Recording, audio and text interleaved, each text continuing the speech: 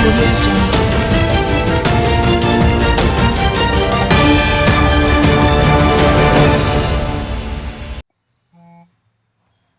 నెల్లూరు జిల్లా నాయుడుపేటలోని మండల పరిషత్ కార్యాలయంలో గణేష్ ఆధ్వర్యంలో రైతులకు bio fertilizers, nano urea, nano డిఏపీలపై అవగాహన సదస్సులు నిర్వహించారు.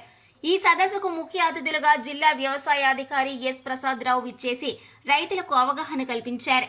Bio fertilizers, nano urea, nano డిఏపీలను వినియోగించడం ద్వారా మంచి దిగుబడులను పొందవచ్చునని రైతులకు సూచించారు.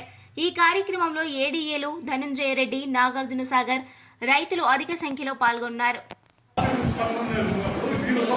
దాంట్లో particle size very small nano కాబట్టి ఓకే ఫైనల్ గా ఒకసారి మనం అంతా కూడా ఒక పట్టుకొని చాలా మంది ఈ వాడి నుంచి బయట జిల్లాలో కూడా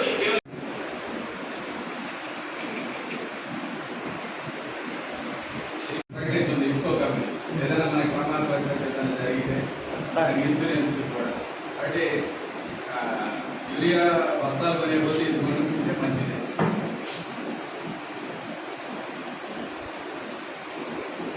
కాబట్టి 60% కూడా పెట్టేయచ్చు కదా. వాళ్ళు ఎందుకు అసలు 4 పెట్టారు ఫస్ట్. అంటే ఎంత చిన్నదిగా చేస్తే అంత ఫలితం ఉంటుందని. సో దాంట్లో కొంత ఫార్ములేషన్స్లో కొంత తేడా వచ్చి దాన్ని ఇప్పుడు 20% ఇస్ ది బెస్ట్ అని చెప్పి తయారు చేశారు. సో అది దాంట్లో 20 ఉంది కాబట్టి అది 46% ఉండాల్సింది 20 ఉంటే ఎట్లా పనిచేస్తుంది అనేది కాదు అక్కడ సబ్జెక్ట్. ఎంత బాడీలోకి ఎంటర్ అయిన తర్వాత అది పనిచేసే విధానం ఉంటుంది కొన్ని మందులు. అట్లాగే ఇది మొక్కలు పోయిన తర్వాత ఆ పత్ర రంధ్రాల ద్వారా అది డైరెక్ట్గా వెళ్ళిపోద్ది.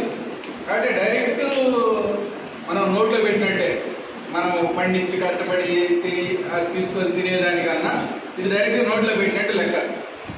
కాబట్టి దాని పర్సంటేజ్ తక్కువ ఉంది అనేది కాకుండా దాని యొక్క ఎఫిషియన్సీ అనేది చూడాలి. మరిన్ని న్యూస్ అప్డేట్ కోసం A3 న్యూస్ ఛానల్ని సబ్స్క్రైబ్ చేసి బెల్ ఐకాన్ను ప్రెస్ చేయండి.